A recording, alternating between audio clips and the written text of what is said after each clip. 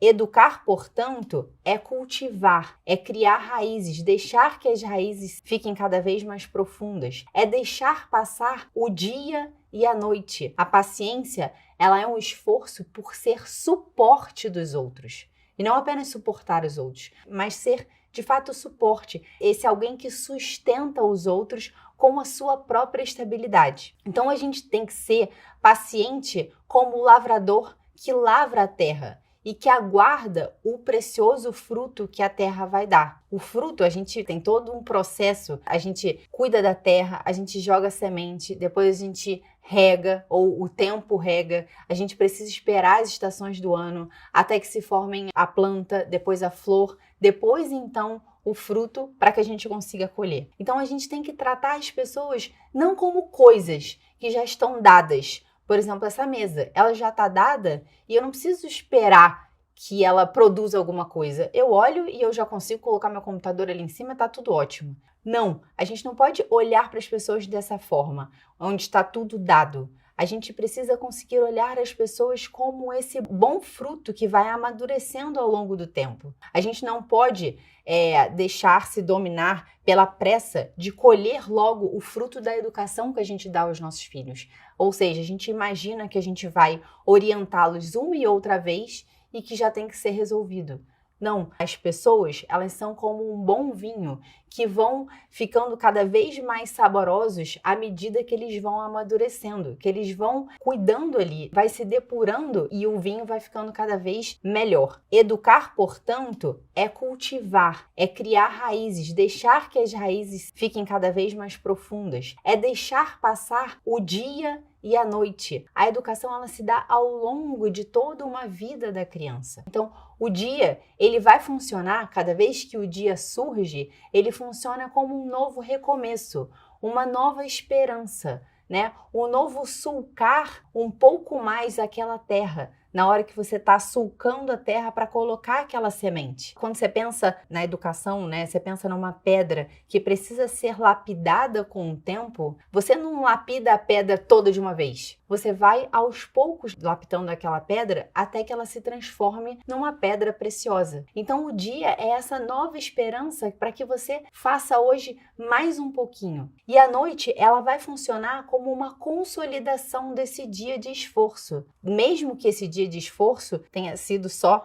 observar a criança ou tirar ervas daninhas, né? Ou podar um pouquinho para que ela consiga crescer mais. Então, esse é o processo de educação. Então, a gente vai, no final do dia, fazer um saldo do que a gente conseguiu fazer bem, do que a gente não fez tão bem assim, para a gente poder seguir e no outro dia, no dia seguinte, uma nova esperança surgir e a gente possa cuidar um pouco mais dessa plantinha, cuidar um pouco mais dessa pedra que precisa ser lapidada. Então, a história dessa criança, né, essa biografia, ela vai sendo escrita aos poucos.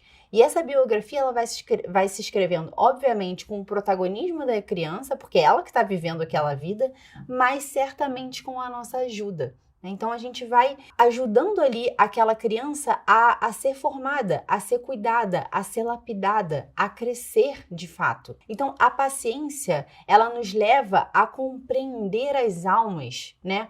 Como eu disse, como um bom vinho que melhoram com o tempo. Tá, Samia, muito bonito. Mas tem algumas coisas que atrapalham a nossa paciência. Por que a gente não consegue ser paciente? Eu coloquei aqui 3 motivos. Primeiro motivo, a gente está imerso numa cultura imediatista. Ou seja, a gente precisa de tudo para ontem. Principalmente agora com as redes sociais, mais ainda. A gente quer o resultado imediato. A gente quer resolver os problemas ali na hora.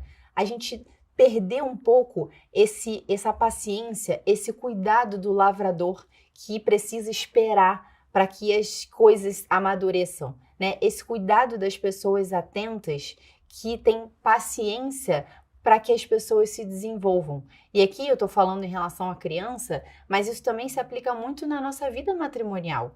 A gente quer, muitas vezes, que a pessoa que está do nosso lado se resolva de uma vez, porque eu já disse que é assim. Tudo bem, só que é necessário um tempo de maturação, é necessário você colocar uma série de elementos ali para que o fruto consiga acontecer. É necessário essa passagem do tempo, essa noite que vem e esse dia que volta a acontecer.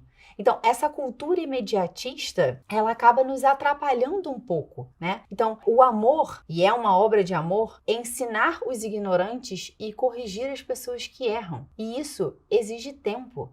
É necessário fazer isso, é de fato uma obra de amor mesmo. Ensinar as pessoas que ignoram algo e corrigir os que erram é próprio das mães. As mães fazem isso o tempo inteiro. Então, não querer ensinar aos nossos filhos, não querer corrigir os nossos filhos é uma obra de desamor, né? Deixar com que eles façam tudo e descubram tudo sozinhos ou, desculpa a palavra, se lasquem lá na frente sozinhos, é uma obra de desamor. Então, a paciência, ela é, portanto, na educação, e ensinando um dia e outro como deve ser feito, onde está o caminho que ela precisa seguir, né? Corrigir quando ela não está fazendo da melhor forma. E às vezes, nós pais, a gente pode entender isso, só que na prática a gente acaba fazendo de outro jeito.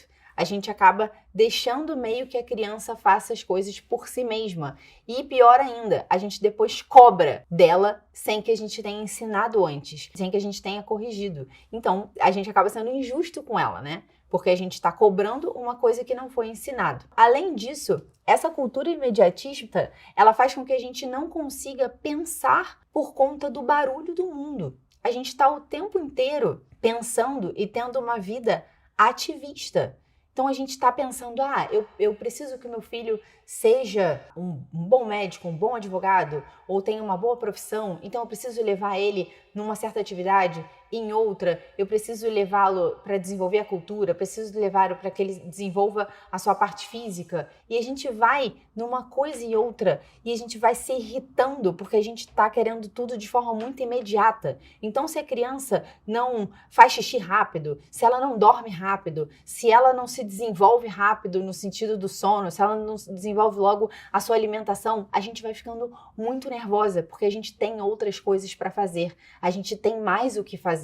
O mundo vai nos reclamando uma série de coisas e a gente vai ficando pouco paciente. A gente acaba não tendo tempo para parar, analisar, se recolher, fermentar aquilo dentro de nós, pensar na educação do meu filho. O que eu quero para a Maria? Parar e sentar e pensar o que eu quero para ela, como é que eu vou chegar até aquele objetivo meu educativo. Eu não quero, porque eu quero tudo muito imediato. Eu quero, ao ouvir as suas aulas, Sam, eu quero que você me dê de mão beijadas o que eu posso fazer. Qual é a fórmula mágica para eu conseguir educar meu filho e fazer com que ele não seja mais birrento, que eu durma a noite inteira. E as pessoas vão ficando muito nervosas com isso. A cultura imediatista nos deixa impacientes.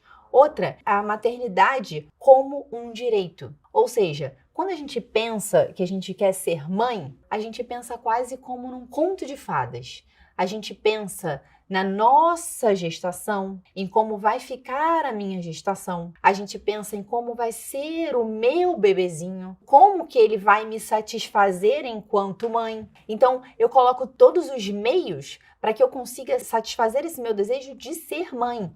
Então, daí as pessoas vão ficando nervosas. Eu quero ser mãe de menino. Eu quero ser mãe de menina, eu quero ter um casal, eu quero que as coisas funcionem dessa forma.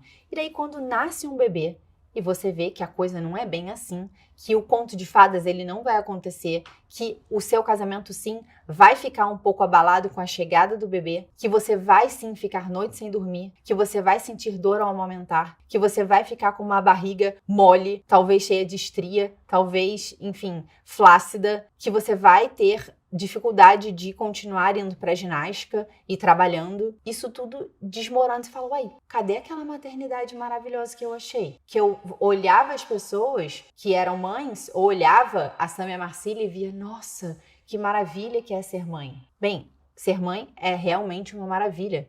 No entanto, as coisas que são árduas, as coisas que são maravilhosas nesse mundo exigem muito de nós.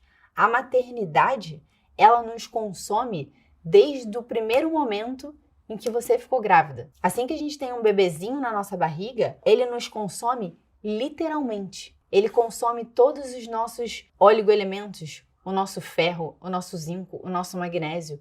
ele consome tudo. Ele nos consome o nosso físico, consome o nosso cansaço, né? Consome a nossa energia, na verdade, fazendo com que a gente fique mais cansado. Esses dias eu fui no dermatologista e ele falou, não, é que cada vez que uma mãe fica grávida, então, os ligamentos da pelve vão ficar mais elásticos para que ela consiga ter o bebê e os seus ligamentos do rosto também. Então, eu falei, nossa, então eu já derreti 7 vezes. Então, a gente vai, de fato, sendo consumida. E esse consumo, ele vai acontecer até o final da nossa vida materna. E isso não é um problema. Isso é em si a maternidade. Isso é em si dar à luz. Dar à luz a alguém é ser consumida, assim como uma vela que é consumida para dar energia, para dar uma luz que ilumina. A maternidade é em si, e não só na hora da gestação e do parto, para sempre será assim. Isso é próprio da maternidade. Gostou desse vídeo? Ele faz parte de uma das aulas que temos na comunidade Samia Marcili. Se quiser ter acesso ao conteúdo, clica no link da descrição.